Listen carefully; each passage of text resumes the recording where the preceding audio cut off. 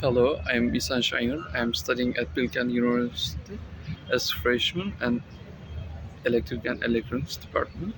I'm generally talking about my Physics 102 project experiment, which is about the strength of electromagnets. Primarily, magnets found in nature have two poles, north and south, and for creating electromagnets, we usually use coils, and I examined the relationship between the current passes on that coils and also the windings, the number of turns of coils. The formula I used to calculate the magnetic field is actually ampere. It comes from Ampere's law.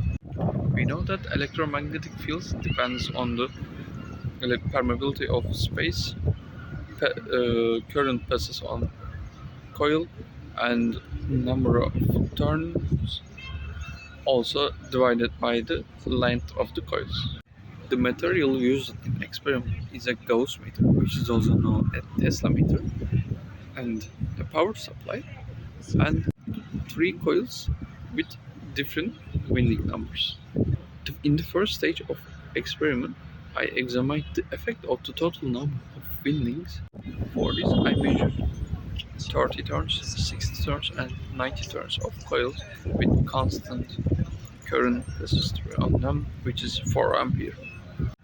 And every coil has same length, which is 5 centimeters.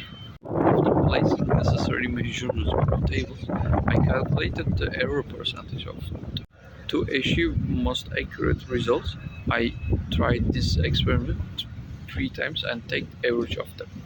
In the second stage of experiment, I wanted to examine the effect of the current passes on the coil, so that I chose one coil and applied 1 ampere, 4 ampere, and 5 ampere to coil which has 60 turns. And I repeated the same procedure with the first stage, take the average of them and compare with the theoretical value and calculate the error percentages.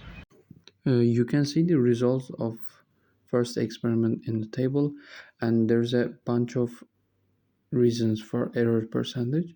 The environment is not isolated 100%, and the most important factor is the internal resistance of the coil wires and the regularity of the coil windings. In the first experiment, we can see that the error rate increases as the number of windings increases, and in the second experiment, we can see that error rates remains similar since it is the same coil.